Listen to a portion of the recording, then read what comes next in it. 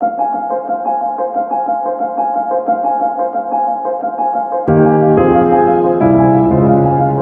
are listening to Living with ADHD and CPTSD, available on Apple Podcasts and other podcast platforms.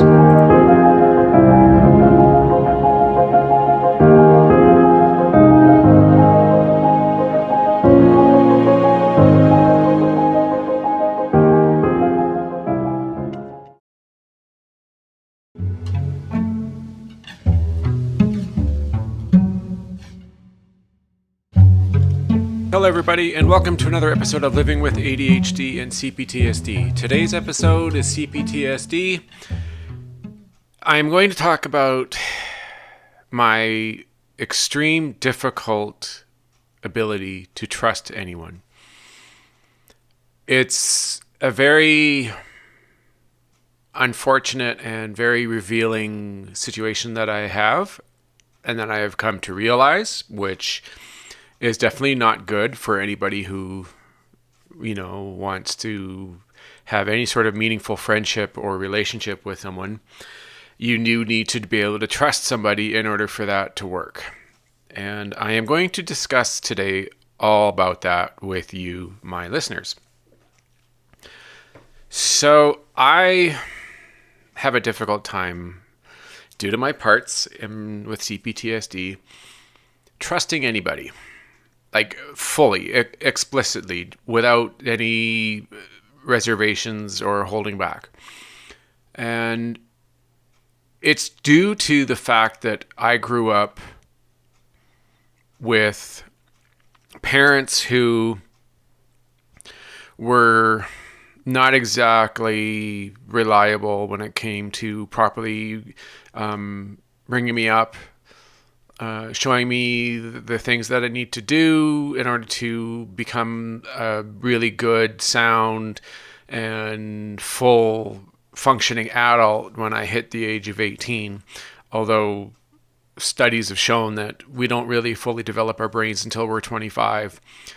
But, we make a lot of decisions in our life before then. And also because of my bullying in school. And the two mixtures of these things created this inability to trust. Now, don't get me wrong. I do trust people. It's just not to the degree that is required in order to be fully capable of being in a relationship that is strong and healthy and without issues. And that is where I'm having a problem. I can trust someone when it comes to a lot of different things, like trusting them to drive safely in their vehicle, trusting them to do the right thing when it comes to, borrowing money or spending money, or, trusting them with something of my possession. But to trust someone enough to have your complete and utter belief in everything that they say and they do and their suggestions and their recommendations, that is where I struggle. And I want to talk to you about this struggle because it is very important, because there are, I'm sure, a lot of people out there in the world today who also have CPTSD that struggle with trust. And it is not easy, as I'm sure you can all agree. It is probably one of the most difficult things that you ever have to deal with. And relearning the ability to trust someone to that degree is an extremely difficult and painstaking process that you have to go through. I don't always know how to go about even getting there, to be honest. I know that there's a part that, or maybe even more than one part, that has the issue trusting, and the adult is, of course, believing this part or parts and expressing through them. So the parts are expressing their opinions and their views on the world through the adult, and the adult is blended with those parts and believing it and talking as a child part. And that is one thing that I have always had a struggle with. And for the fact that the irony of all this is that I have a hard time having my parts trust me is like a very difficult and not pleasant conundrum that I face day to day. And knowing that I need to work with them, do the 4-step process, unblend with them, feel what they're feeling, feel their emotions, feel where they're coming from, and then listen to what they have to say to me, and do this multiple times over a daily period, and then day to day. Eventually, I should be able to get them to trust me so that I can update that part and show them that you can trust people in this world, that not everybody is bad, not everybody is out to get you and out to make your life a living hell, or to take things from you, or to cheat on you or mistrust you and take advantage of your goodwill and your kind and innocent ways. Like I'm a very innocent and very, like, I guess the word that you're looking for is naive person, unfortunately. I don't always know what's happening. I don't often look too far beyond what I initially see. I do a lot of online reading about stuff that I find, like on YouTube or Twitter or Facebook. I don't just take people's words for it. And no matter what it is, even if it's something good, I seem to always want a second opinion. Or like if someone tells me something that is potentially really good news or is, honest truth, my tendency is to always go to wanting more or learning more or not fully trusting their word. And it's hurtful. And the funny thing is that they don't realize that it's not the adult who's doing this behavior to them, that it's my child parts that are actually being mistrustful and wanting another person's opinion in order to get what they're, to believe it. And I never fully understood until this morning just how far it goes. Like, I used to think that I trusted my girlfriend fully and that I believed everything that she said. But after reading a book and I was, learning about this whole polyvagal theory and learning more about my system and trusting people, I soon learned that the reality is that there has not been one single person in this world that I have fully trusted 100% without reservations or, thinking otherwise. And it really struck hard. I never saw it from that angle. I never realized that it was that bad. And I was blended. I got triggered with some of my parts, and I had a very difficult time coming out of it. I was not capable of maintaining the adult in the thinking and the thought process. And my girlfriend was trying to assist me, and unfortunately, because I was triggered and blended with my parts, I wasn't exactly being the most receptive partner. And she got frustrated and we had to stop talking about it because I was not fully unblended and it was very difficult. Like, even right now, I may be unblended with my parts, but I'm still kind of reeling from the whole broad understanding of the fact that I have never really trusted any one person fully. And it's tough to deal with. I don't like it. I've never really been, I don't, it's hard to believe. I know that it's ironic because that's a whole trust thing. It's like I can't even believe myself to a degree that there's something else going on. But the reality of this is that it's true. My through the years that I've grown up and through all the problems that have occurred and the child parts that have been created to protect me has led to me having a very difficult time trusting anyone to the fullest that a person should in order to be, 100% there with that person. That might not be the right word to use, possibly, but that's just how it comes out from my mouth. I have had a lot of struggles with updating and processing because of the fact that my parts are not fully trusting me. And I do work with them often, and I've definitely been doing a lot better lately, but not fully understanding what is going on. I don't think anybody who has CPTSD, especially in their early stages of therapy and their work, fully understand what is going on. And the fact that I've been further educating myself when it comes to, parts and being dissociated and having triggers and being blended with my system and having to work with the child parts, like there's a never ending trail of things that I could discuss, but I will stick with this one. Otherwise, I'm going to get off on a tangent and I'm going to lose focus on what I'm actually discussing, which is something that does happen and it can happen often with me.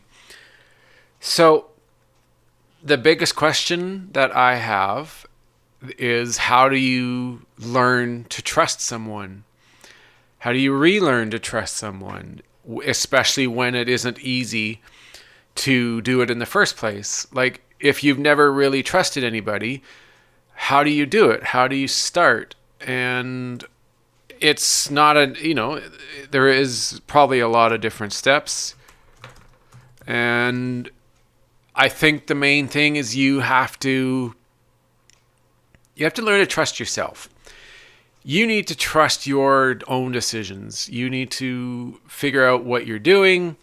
You need to believe in yourself, believe that what you're about to do, the decisions you're about to make, are going to benefit you. You got to trust that instinct. You got to have that instinct to trust yourself. Because if you can't truly trust yourself in everyday life and all the things, like the difficult things that come up and the decisions that have to be made in day to day that are extremely important in order for you to survive in this world, you definitely need to trust yourself. And if you're not capable of trusting yourself, how the hell are you going to be able to trust anybody else? Especially someone in a relationship that is going to love you and be vulnerable and trust you with everything that they have and say and believe that you're going to trust them back. It's really difficult. It's really complex. And I honestly, some days I don't know if I'm going to be able to. There's a lot of hurt and past situations that have occurred in my life that make it very difficult to trust someone. And knowing how to do it is probably a good way to start. And I do have some tips and ways to help. So I have to make the choice. I have to let my guard down, and I have to let go of the fear that I have built deep inside that is preventing me from trusting someone. Yeah, it isn't easy, and it definitely isn't going to happen overnight. I'm not going to suddenly later on this afternoon have a realization and a brain go, whoa, I can trust that person fully. I'm never going to have any doubts. I'm never going to worry or wonder about it ever again. But it's going to take a lot of work, and it's one of those things that with a lot of practice and a lot of time and a lot of patience will eventually come, and you will be able to hopefully trust again. It's just with all that hurt and all that trauma and the repeated exposure to that pain, it often does make me feel and worry about doing it, having the ability to do it. And I often doubt that I can. Okay, I'm going to take a break. When I get back here, I'm going to discuss some helpful tips that you can try to regain trust and heal from this. Okay? All right, I'll talk to you in a bit.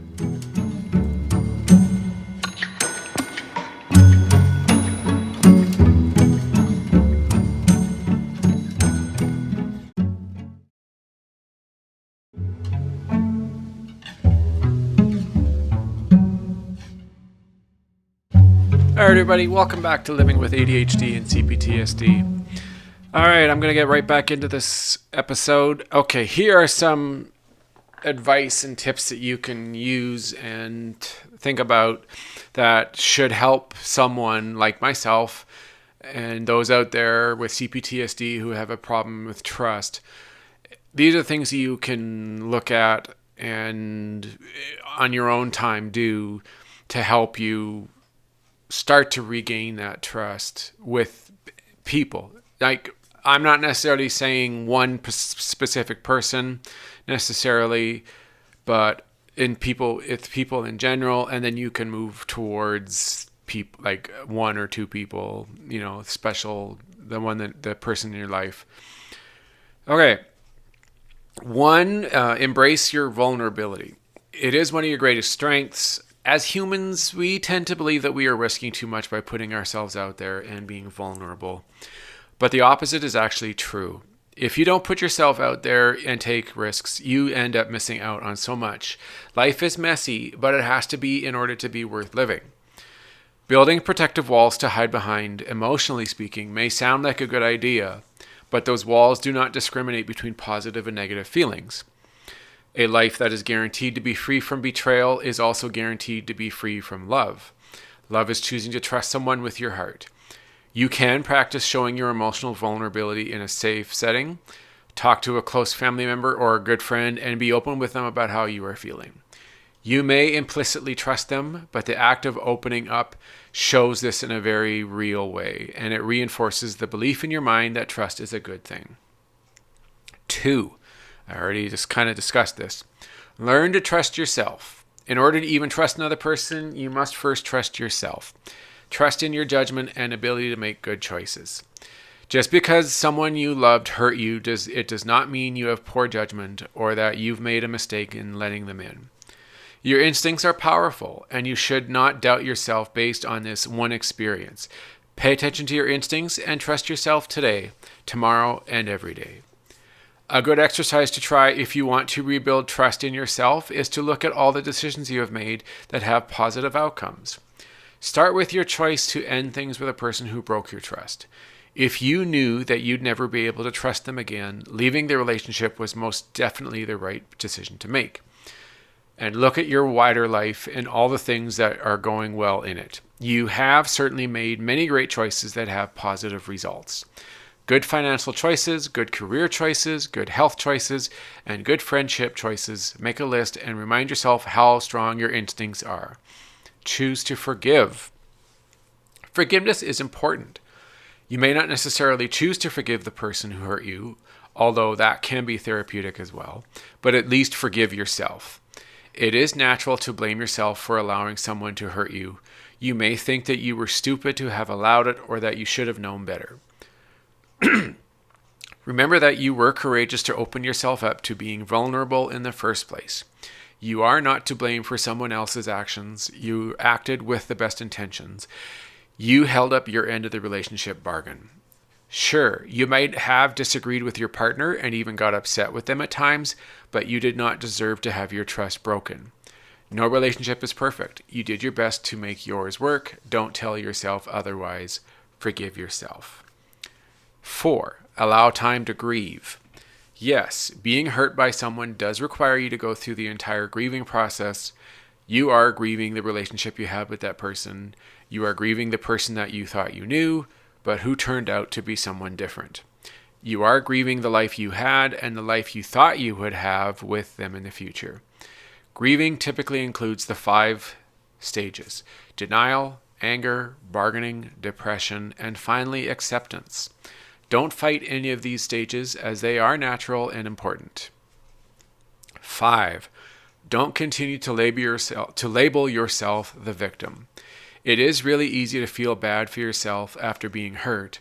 While you may need a day or two in bed eating ice cream and crying to sad love stories on television, try to wrap it up quickly. It won't help you get over the pain. Don't allow yourself to wallow in the sting of being betrayed. If you focus entirely on blaming the person involved, you may make yourself the victim.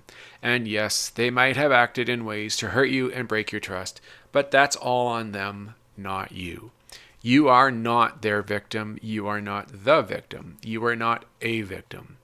If you allow it to, the victim mentality can pervade all areas of your life. It can rob you of your self-confidence and self-worth. Do you want to give the other person that sort of power over you even when they are no longer in your life? Make an effort to overcome it. Yes, you can overcome it. You have more control than you think. Give yourself some credit. 6. Keep your expectations high. Just because you were hurt by someone you loved, do not have to lower your expectations in the future. In fact, you should keep the same expectations or even raise the bar. Don't accept future deceit or infidelity because you've become numb to it, think you deserve it, or consider it a part of every relationship. Make your views on trust clear to any future partner and let them know that you will not put up with any breaking of that trust. 7. Leave the past behind you. Realize that your past is different than your future. One person's bad behavior is not a reflection on all mankind or humankind. While it is smart to avoid the same types of people in situations where your trust was violated, you should never let your past experiences taint your expectations for the future. Observe your behavior and stay vigilant for any signs that your past may be influencing how you respond to people now. Don't project your own feelings of insecurity onto potential new partners, or else you may read things into their behavior that don't really exist. Remember, you deserve to love someone and they deserve your trust. 8. Consider the alternative. Think for a minute about living a life without love and companionship. Doesn't sound very appealing, does it? Perhaps the best reason to learn to trust people again is because the alternative is worse. Without meaningful relationships, life loses much of its vibrancy and sparkle. Look forward 30 years and picture yourself alone and still racked with trust issues. Consider all of the people who may have come and gone during this time, and those who would have stayed if only you had given them a chance. This will help you accept that the potential for love is worth the risk of potential heartbreak. In fact, the scales are not evenly remotely balanced. They are tipped firmly in favor of love. 9. Consider all the future possibilities. Sure, you love that last person, but clearly fate has a different plan for you. It may be hard for you to think about it right now, but there is someone out there who is better for you. Focus on who you will meet in the future. Perhaps one relationship ended so that another can begin. Imagine all of the firsts that are to come. The first time you set eyes on someone, the first words, the first butterflies, the first kiss, the first moment you realize you were falling for them. Let yourself get excited by these firsts. Excitement is such an effective tonic for fear. It will sweep fear aside and fill you with hope and optimism that there is someone special waiting for you to meet them. Excitement will spur you on to embrace the possibility in each moment and allow you to let other people get close. If you choose not to trust again, you may end up missing out on someone truly incredible. As we all do, someday you will look back and know there was a reason for what happened. 10. Tell your story. One day when you do find that perfect person and you feel ready to trust them, make sure you communicate openly about your past experience and your fear of future heartbreak. Not only is it healthy to communicate honestly in the beginning of a new relationship, but you may also find that the new person has a similar story and fears. Learning to be vulnerable and trust again after a deep pain can feel almost impossible at times. you may think that it is better to stay alone with the only person you can really trust, which is yourself. However, relationships are vital to a quality life. Without the trying times, we would never be able to appreciate the good times. So it is best to choose to stay open and to trust even after you've been betrayed and hurt. Love can lead to some of the most intense pain possible, but it also can be the greatest thing you'll ever experience. After all, no one said love was going to be easy. Wow, okay. Even to me, that's quite something. Now, that was regarding being in a relationship, but you can relate that to having friends or just trusting in general, because it's to be honest, it's quite similar. A lot of this is very similar, and it is something that we're all going to deal with at some point. We're never going to go through life without having heartbreak or having someone break your trust. And so we do need to learn how to deal with it, like as an adult, how to rebuild and not necessarily allow it to stay in there all the time. Because if we don't let go and we don't try to move on from that past, it's going to be awful difficult to truly trust someone. Now, don't get me wrong. I want you to understand. I realize that CPTSD does make it more difficult. It's not like a normal neurotypical person who doesn't have CPTSD.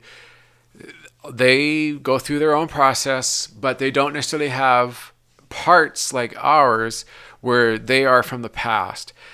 We've learned to distrust a family member, a father, a mother, an uncle, one of your like an adult, or even like if you're in school and you get completely have your trust broken multiple times from classmates or a teacher, and you have these parts that are in your that are with your system.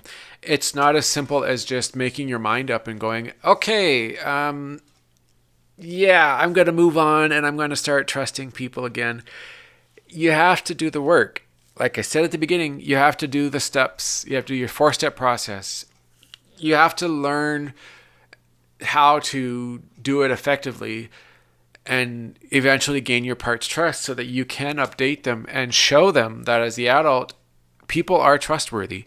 And that person that's sitting across from you, who is your girlfriend or your wife or a friend or like whoever, that they can be trusted, that you are in charge.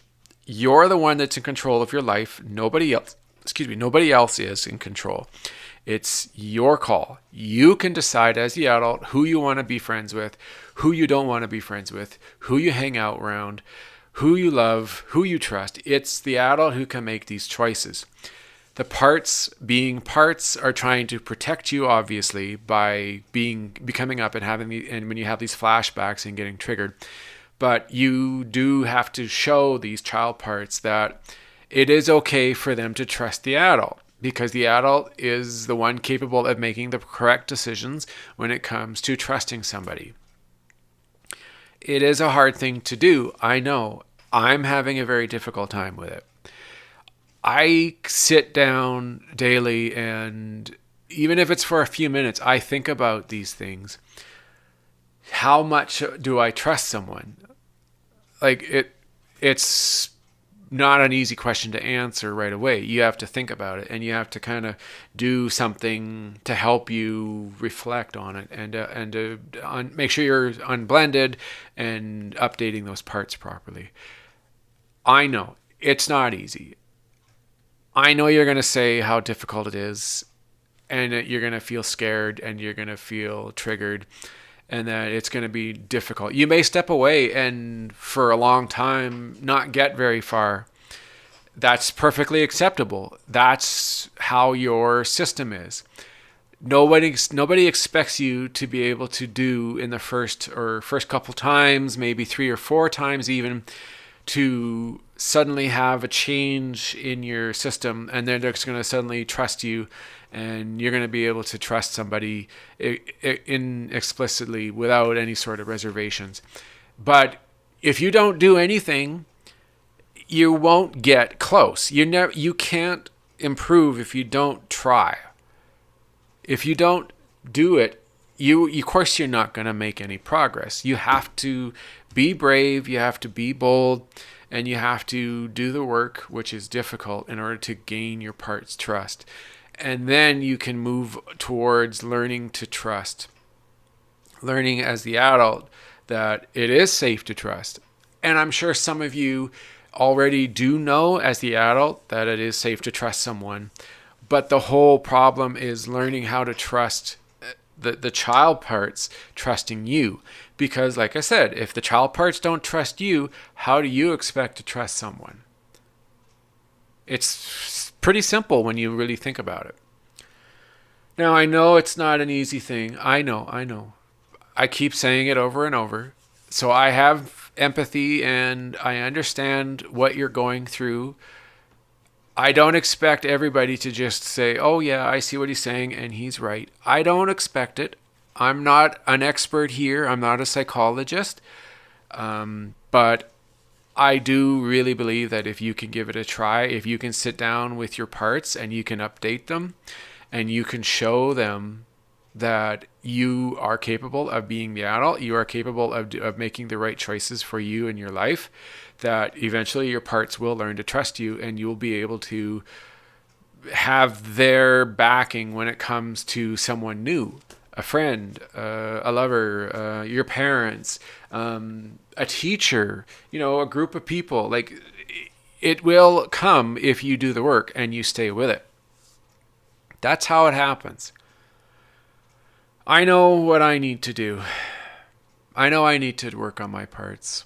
I know I need to sit down with them and have a conversation. I need to listen to them. I need to feel what they're feeling.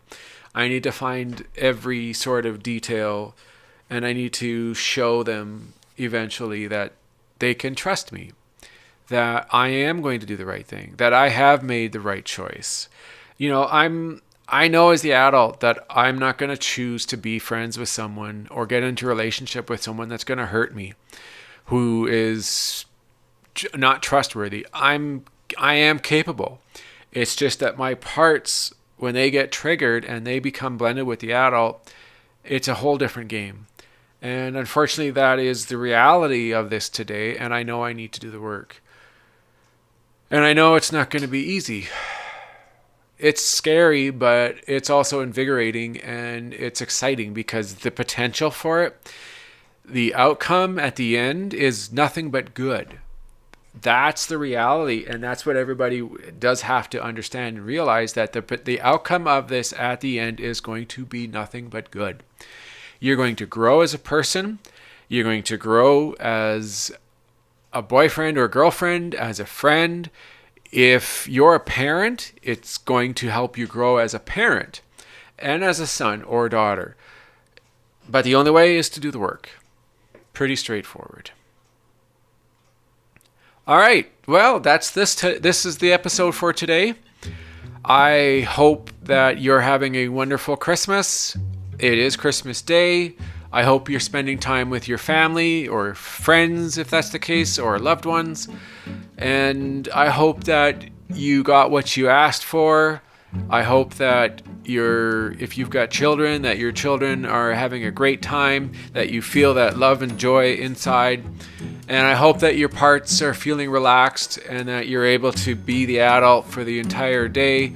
And if you do get triggered, if something comes up and you get scared, know that you are the one who can be in control. You can do it, guys and girls. Everything's going to be okay. It is the holidays. It is definitely stressful, but we can do it. I know I can do it. All right, follow me on Twitter. My handle is at ADHD and CPTSD. Come and find me. My website is www.livingwithadhdandcptsd.ca. There's also my Facebook page. I am on Patreon, and if you want to subscribe to my podcast for extra footage or bonus material, it is at Anchor. You can actually go to Spotify has a video podcast that I put out. I'm planning on having video podcasts more often in the new coming year, and I'm going to be on YouTube. I do plan starting in the new year being on YouTube and having my podcast there as well. All right, everyone, I am going to say goodbye, Merry Christmas, and have a wonderful new year. Bye, everybody.